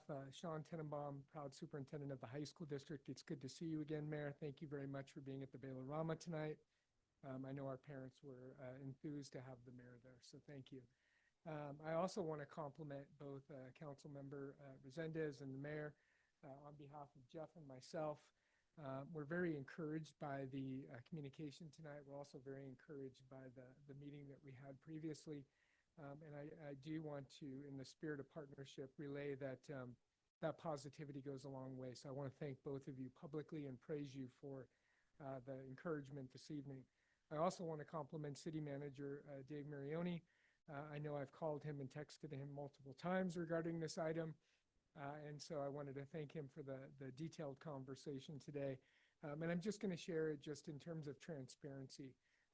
The high school is blessed to have 13 career pathways. We have 2 functioning academies with a 3rd on their way. We've been in the CTE vocational trade business for many, many decades. And I shared with David today that I think it's really important as you're looking at an ordinance such as this to really make sure that we're transparent with the community of what student age population these particular schools would serve, what grade span they may serve, and if they're post-secondary or not. I explained to David that, I've got many phone calls regarding an item such as this, thinking that we were expanding our program to the commercial area, or what school might be going in there, and what particular programs. So I think in terms of transparency, looking at that, the second thing is we want to articulate. We articulate with Gavilan. We have an excellent relationship with them. Deanza, Cabrillo, you name the community college and the trade program, we're articulating. Because if we're articulating with the trade school, typically there's a reciprocation. They gain and we gain as well, and ultimately our students benefit. And last but not least, I would just ask that you look at the ordinances to make sure that there are no cannabis facilities over there. I know for ourselves, when we're taking a look at location, it is very important that we're making sure that we're meeting that setback. But as I have 30 seconds left, I do want to say and compliment, I am very encouraged by what I heard this evening. And I thank you on behalf of the 3,400 plus teenagers that are going to be on my campus tomorrow morning, screaming with positive energy to keep up that positive partnership. Thank you. Thank you, Superintendent Tenenbaum. That was great, yeah. If the Baylor Rammer is any reflection, there'll be a lot of screaming and yelling tomorrow. It was great. Okay, so any other public comments? There are no other public. Okay, so I'm going to close the public hearing now and check again any questions, comments. Go ahead, Councilmember Resendez. Thank you. I see a lot of opportunity with this, whether it's even the unions moving out here and building a center for them to be able to train, because they have these types of centers out there. So if we have connections, I would encourage that to move forward. I'm a unionized teacher. I'll be honest, I do not really like the idea of non-unionized teachers being in our community, but I have to support them because I once was not one, and now I'm the president of the union. So I think that there's opportunity for us to, to grow in that perspective. So I will never turn away an opportunity for our kids and for our community members. And so I'm really optimistic about this, so I thank you guys for that. But I think Dr. Tim brought up a good point as well. One of the use permits in the industrial in our city is the use of cannabis. So I would like to include some language in there, and I guess I'm just a little bit concerned about if they have, let's say they have a permit and they have not moved forward, like we have some existing uses out there, or let's say permits out there that have not moved forward. Like I'd really like to prioritize the education and the opportunities for our community over that. So I don't know how we include that, but I would ask that staff look into that, and that my colleagues would also support that as well. Thank you. Okay, thank you, Councilmember Resendez. Questions or comments on this side of it, guys? I think this is a Go ahead. Potentially great thing for the community and young adults and even older folks looking for young adults looking for the beginning of their career, older folks getting back in and wanting to do like a mid-career switch up, whether the high school got involved and, you rented a facility and did some additional training. I went to the high school. I keep saying it. Great education. Fantastic. I took 3 ROP classes. I took automotives, industrial technology. There was a business acumen class. I can't remember exactly the name of the class, but they were great. So whether it came from a public institution or if it came from private companies, I think this is a great idea to help people further their careers or even begin them. All still there. Years ago, I had more hair. Thank you for that. Gotta find out what we're gonna do with Tom Hagen. What are you gonna do with Thank that you. guy? Okay, so I have a Tough. couple, just a couple questions for you, Ms. Kelly. So can I just clarify that for this amendment, we are just simply asking for those areas that are currently zoned as light industrial and industrial business park, that it is in those zoning areas that we allow for additional language to include vocational type schools, using the language that you had on the slide, right? So it's in those areas that exist, that are in those zoning areas that exist currently, Yes. and any that we Yes, may so- rezone in the future. So we're proposing to add a new definition that doesn't exist and then allow that use in Yeah. 2 zoning districts, R2 industrial zoning. So to the superintendent's point about the cannabis piece, so what my thought around that was, and this is, obviously I want to make sure that we get ahead of this so that we're sure that we're putting proper language in there to address that issue, is that if there was a proposed applicant that wanted to put a school out there, that they would consider whether or not cannabis type business or school or whatever it is there in that same building, right? We would kind of do it on a case by case, and whether or not that is enough to address the concerns that we don't want to mix, like especially high school age students in a vocational school with that. I mean, is there would we need specific language, or is it just something that we would consider on an application project basis? Yes, thank you for the question. So it's not something that you would need language to consider. You certainly could, but that's a whole other discussion of like standards and regulations that this ordinance is not getting into. This ordinance is specifically defining a new use and putting it in our use tables. And then, as all schools currently require CUPs, conditional use permits, in all of our zoning districts currently, we're proposing that same use permit process for this new type of school. So because they require a conditional use permit, you'd be looking individually at the operations plan of every proposal. You'd be looking at their age ranges, you'd be looking at their times, you'd be looking at their uses, and you'd be looking at where they are in relation to existing uses.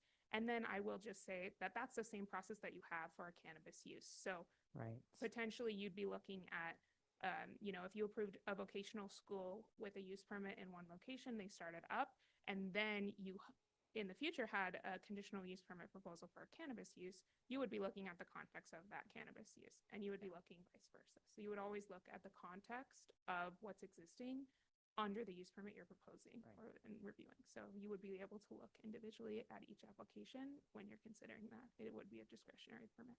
Okay. And I also believe by law, a cannabis facility can't be within, I think it's 600 feet of any school facility with that There's something. services children 18 Yeah, and I under. think there's So you just by law have to follow. Have to figure that out. So it's not needed in the ordinance. We just look at it on a project by project basis. Yeah. Okay. And I wanted just to be really clear about that, because I wouldn't want to impact anything that we have going related to cannabis, especially existing things. But we still want to encourage this type of school to come in if it seems that it makes sense for those areas. Okay, thanks for that clarification. And then just before I recognize you, Councilmember Sanders, we don't need to, again, it's kind of following along the same lines, or maybe I should rephrase that. Do we need to specify anything related to age and or grade level of the school in the ordinance? I think while you could, I don't think that I would recommend it. You still have your primary and secondary education definition. So if something falls into that, they'll fall into that use and fit where they fit in your use table. So in our residential and commercial zones, those are already allowed uses. I believe actually they're allowed in industrial as well. No, they're not allowed. Excuse me. They're not allowed in industrial. So you already have primary and secondary to capture, your standard education from K to 12. But I think vocational and trade, I would be concerned, if someone wanted to allow, maybe someone graduated high school at 16 or got their GE or at 17 and they wanted to go into a trade school that was open.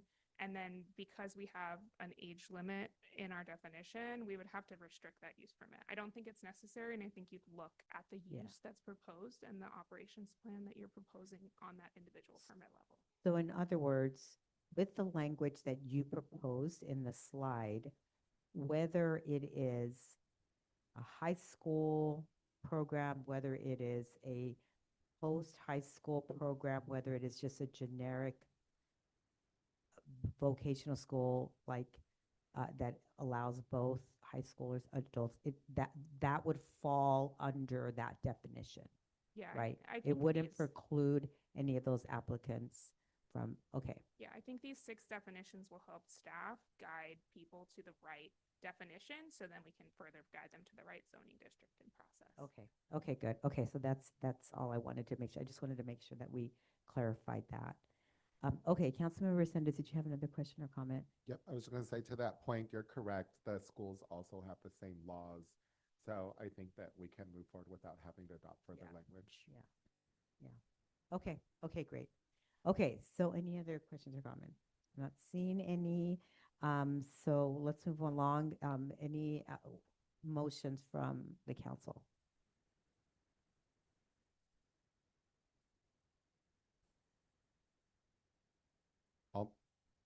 And is that with the revision Ms. Kelly stated? Right, regarding- I was just thinking about that, yeah, I motioned to approve with the,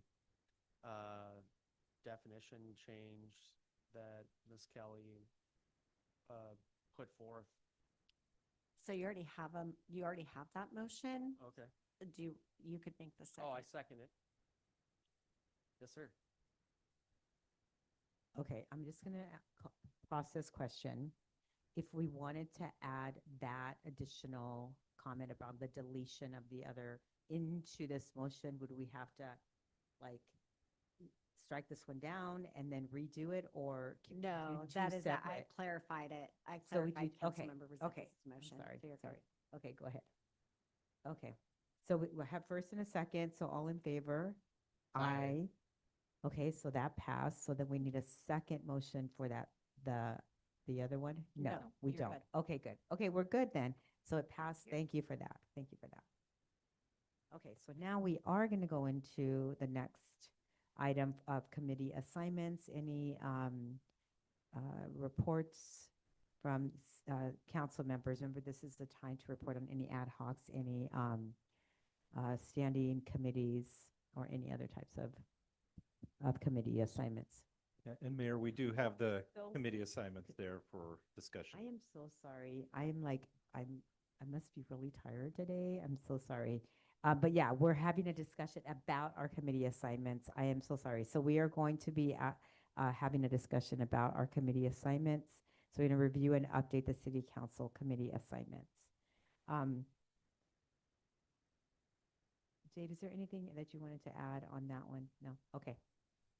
Okay, so this is a time for all of us to just talk about the issues that we had talked about in the past related. I've spoken to all of you at one point or another and since January about some concerns about like scheduling or maybe too many assignments or wanting to be on certain committees, but this is a time for us to maybe make some changes to those assignments. So go ahead, Councilmember Resendez. Thank you. So, yeah, I've had some conflicts. So even the lady was gracious enough to thank me. I've never been to a 3CE committee meeting. So I was wondering, Councilmember Morales, I know that you've done it in the past, or if anybody else would like to be a part of that. I can't make it because it conflicts with my work schedule. So I'm gonna ask to be removed from that. And I'm happy to trade. I think we've done that in the past before, as long as it fits within my work schedule. The other thing is, again, because of my work schedule, I've never gone to the fire advisory committee. Vice Mayor Pache has gone to every single one for me, and I'm hoping that he would continue that and that I would be taken off of there. And again, I'm willing to take on any additional ones. And I know that Councilmember Deanda has, well, I'm not sure. I guess we're just gonna have a conversation. Councilmember Morales, are you currently on the Senior Advisory Committee? Because I know you do a lot of work with them.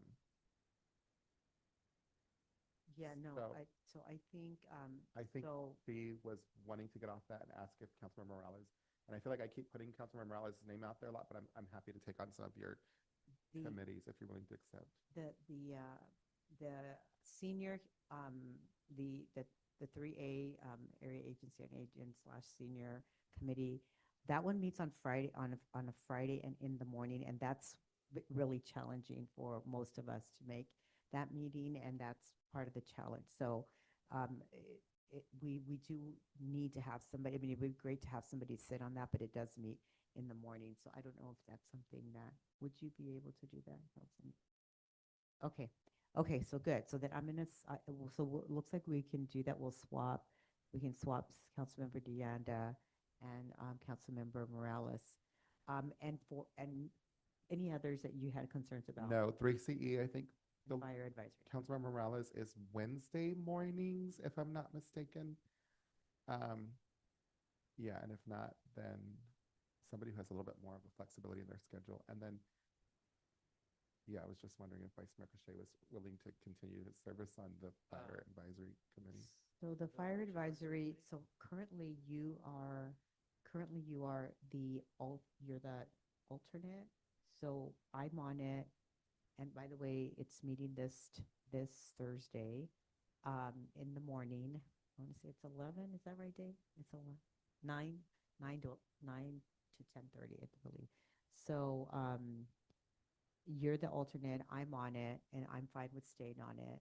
It's challenging for Councilmember Sanders because of the timing of it.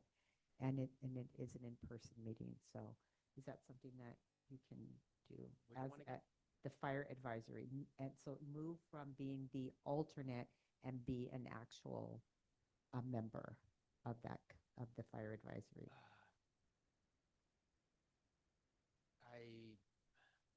I definitely work during the day, and 9 a.m. is,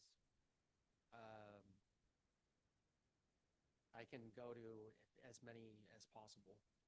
So if I can, Mayor Stevens, I was just wondering if we could propose to change the time to a time that I can make it. So I can make it, I think, Wednesdays at 4, but I don't know if that conflicts with, is it intergovernmental and COG?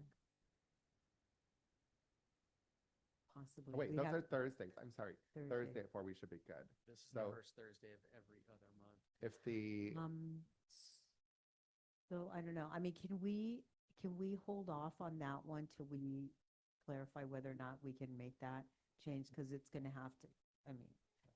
It would just require a bylaw amendment of that committee. So their bylaws state when and where those meetings occur. And so that would need to go to that committee to be able to change it first. Okay.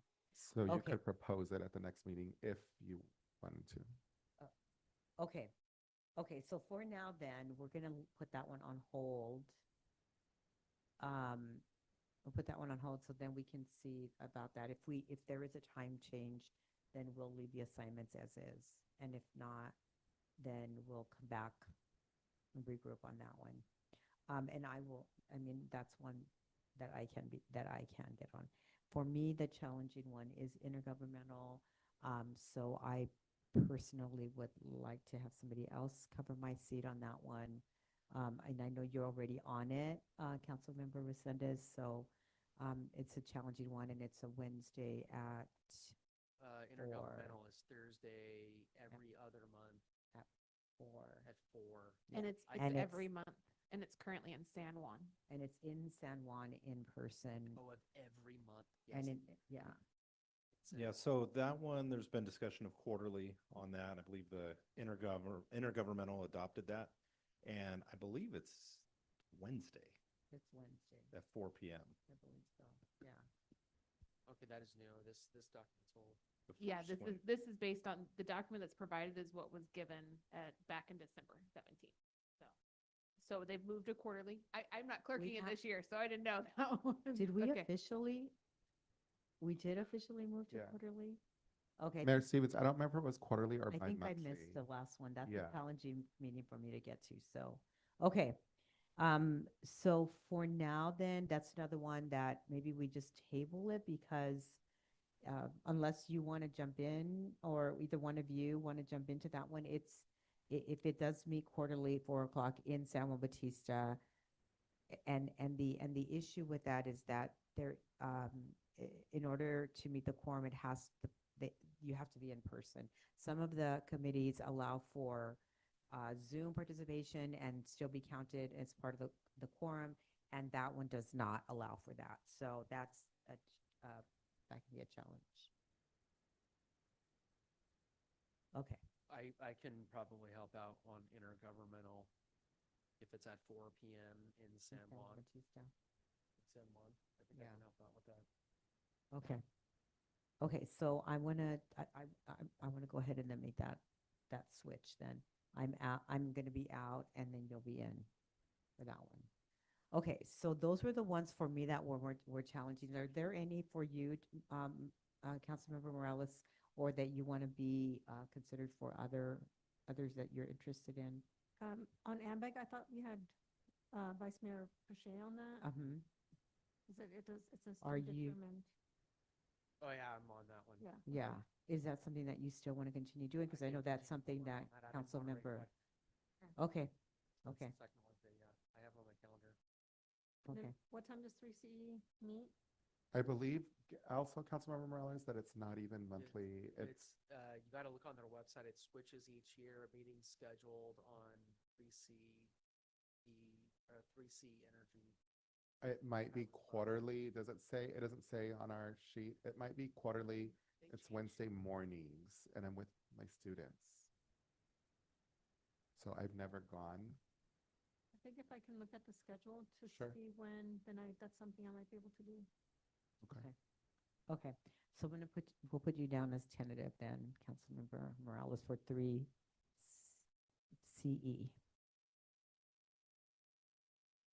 Okay. I think those were the biggies that were challenging right now. Can I summarize them just to make sure that I've got all of them Okay. accurate? Okay, so for intergovernmental, Mayor Stevens is going to come off and Councilmember Pache will be serving. Councilmember Resendez will continue to serve on intergovernmental, and then Councilmember Morales will continue to be the alternate. For AMBAG, Councilmember Pache, or Vice Mayor Pache will serve on it. For the Area Agency on Aging Advisory Council, Councilmember Deanda will no longer be the alternate, and Councilmember Morales will serve as the alternate. And then for 3CE, Councilmember Resendez will be coming off, and tentatively, Councilmember Morales will be serving as our representative, depending on the meeting times. The only thing that you said was Councilmember Morales will be the alternate. She will not be the alternate. She'll be the one appointed for the AAA. Okay, so you said in place of Councilmember Deanda, who's currently the alternate. She's currently, I have you yes. as the appointee and Councilmember Deanda as the alternate. Okay, we had switched that and that didn't get updated. So because I've never been on it. So Councilmember Deanda is not on it at all because she cannot make the meetings, even if she's an alternate. I don't mind being the alternate for that one, actually. I might be able to make it, but if Councilmember Morales can be the primary on that, and then occasionally I can be on it, then I will attend in her stead. Okay, all right. Okay. And then I guess those are the challenging ones right now. Okay. Okay, so anything else that we need to do on that one? Mayor Stevens, I'm Mhm. looking online. It looks like, from what I can tell, it's quarterly. Councilmember Morales, Wednesdays at 11:30. That's what I can see. Okay. Yeah. So- The elected officials serve on the policy board, and then some are on the executive committee. And then at the staff level, there's appointments onto the operation board. And then there's some smaller staff committees. So it meets approximately quarterly. Okay. Okay, so then Councilmember Morales will be the appointment for the 3CE. And you're allowed to meet on Zoom. We just have to notice it as a public meeting place. Okay. Okay, And, good. would you be able to remind me of the intergovernmental, committee? Mm-hmm. It's Because it's changed from what I have here. It's Wednesday? when, It had been meeting the first Wednesday of the month at 4 p.m. And at the last meeting, there was a discussion to move it to quarterly. And I have to go back and look. I believe it was passed. So It was passed. Yeah. I don't know if it was quarterly or bi-monthly, but it was extended out in order for us to have more robust discussion. Yeah, so it's not monthly. Okay, I'll look it up. and is there somebody that Vice Mayor can reach out to get the specific, like, next one? Who is it? Yes, I'll put you in touch with the San Juan Bautista City Clerk. Okay. who handles that. Okay, good. Okay. All right. Okay, I think we're done with that one then. Anything else that we need to do for that one before we move on to the council, what I was trying to do before, which was to get the committee reports. Okay, so I'm gonna move us along then, to number 2, council reports. Anything to report from council members on any, committees, any, ad hocs, et cetera? With all, everything going on prior to the biker rally, the council meeting on 6/16/25, I didn't report on, as well as I could have about the AMBAG Board of Directors meeting as it relates directly to Hollister and San Benito County specifically. I've met with cities, so a little bit of background, on June 11th, AMBAG, Association of Monterey Bay Area Governments, had an update on the Regional Early Action Planning grants of 2021. The grants were to accelerate infill development that facilitates housing supply, choice, and affordability. Affirmatively furthering fair housing is a second major objective of REAP 2.0, and reducing vehicle miles traveled. One of the big call-outs is that Hollister was allocated $169,380. The deadline to spend those funds, much of which it does sound like maybe Dave can help me out here, some kind of a ballpark. It looks like we've allocated most of those funds, if not a Yeah, no, large share. those funds are allocated. We still have to the end of March, I believe, to March spend 31st, those. yeah, To fund objective design standard creation for the downtown area. So, yeah, just wanted to get that back on the radar. That was a big key call out for that particular meeting. Great, thank you. Any other reports that you have? Okay. Councilman Morales, any reports from you? So I'll just quickly report, as we mentioned earlier, Fire Advisory will be meeting on Thursday. We will be restarting discussions around the fire district feasibility study. So that's going to be a big major part, as well as a report from Chief Golding. I will come back, or we will come back with some information at the next meeting about that. But that's, I'm glad to see that that's back on as a point of discussion for that committee.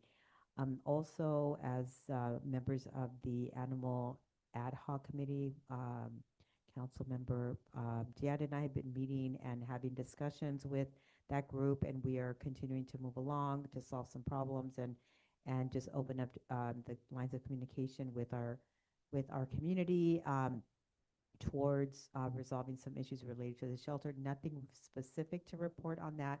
However, we did not meet last month. We will meet again in September, and so we'll have more to report on that.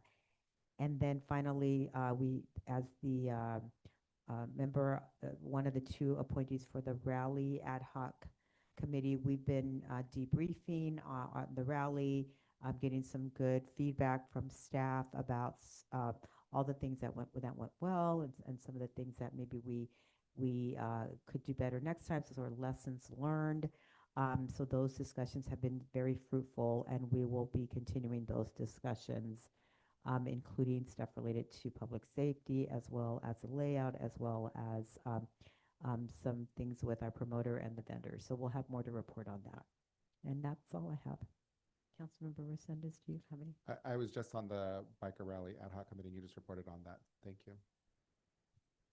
Okay, so I think that's all for the council report. So city manager report. Nothing to report, Mayor. Okay, thank you. Okay, so now we're going to go into closed session.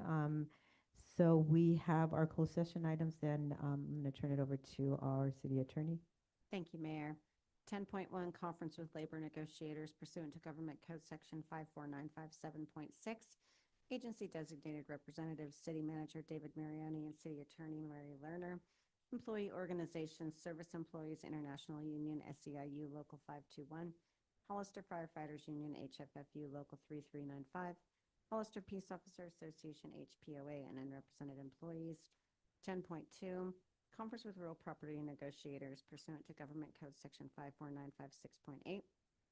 Property Briggs Alley, alley adjacent to 427 San Benito Street, and Browns Alley, alley adjacent to 650 San Benito Street. Agency negotiator David Marioni, city manager, under negotiation terms and conditions. Item 10.3, conference with legal counsel, anticipated litigation pursuant to Government Code Section 54956.9. Significant exposure to litigation pursuant to paragraph 2 or 3 of subdivision D of Section 54956.9 of the Government Code. 2 cases. 10.4, conference with legal counsel, anticipated litigation, initiation of litigation pursuant to paragraph 4 of subdivision D of Section 54956.9 of the Government Code, deciding whether to initiate litigation. 2 cases. One is Purdue Sackler National Opioid Settlement. The other is Alvogen, Amneal, Apotex, Hikma, and Divior, Mylan, Sun, Zydus National Opioid Settlement. 10.5, conference with real property negotiators pursuant to Government Code Section 54956.8. Property 190 Maple Avenue, Hollister, California 95023. Agency negotiator David Marioni, city manager, under negotiation, purchase terms and conditions. 10.6, conference with legal counsel, anticipated litigation pursuant to Government Code Section 54956.9. Initiation of litigation pursuant to paragraph 4 of subdivision D of Section 54956.9 of the Government Code, deciding whether to initiate litigation. 1 case. Okay, thank you, city attorney. Okay, so now we're going to clear the chambers and move into closed session, but let's take a quick 5-minute break before we start our closed session.